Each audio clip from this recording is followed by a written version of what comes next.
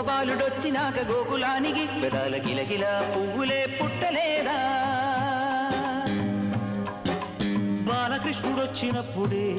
వయ్యారి నందనాలు నాట్యమాడగా